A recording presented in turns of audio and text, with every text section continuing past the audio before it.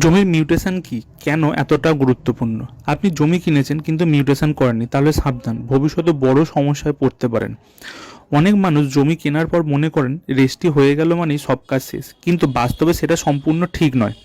আপনি রেজিস্ট্রি করার পর আরও একটি গুরুত্বপূর্ণ কাজ সেটি হলো মিউটেশন।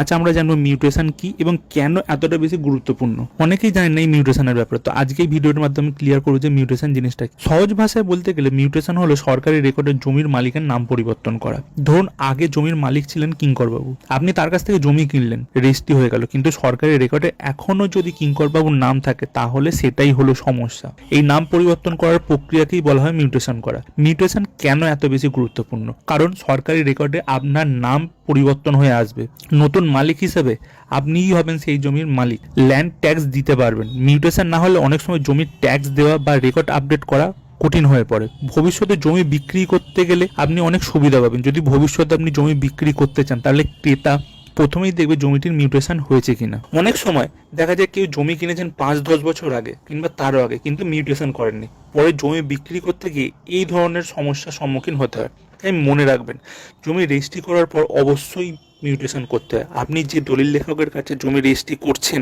জিজ্ঞাসা করে নিন যে রেজিস্ট্রির মিউটেশন যেন খুব তাড়াতাড়ি হয়ে যায়। তাই মিউটেশন খুব বেশি গুরুত্বপূর্ণ। রেজিস্ট্রি করা যেমন বেশি গুরুত্বপূর্ণ, মিউটেশনও বেশি গুরুত্বপূর্ণ। পরের ভিডিওতে আমি কথা বলবো জমির খতিয়ান ও দাগ নম্বর আসলে কি। ধন্যবাদ সকলকে।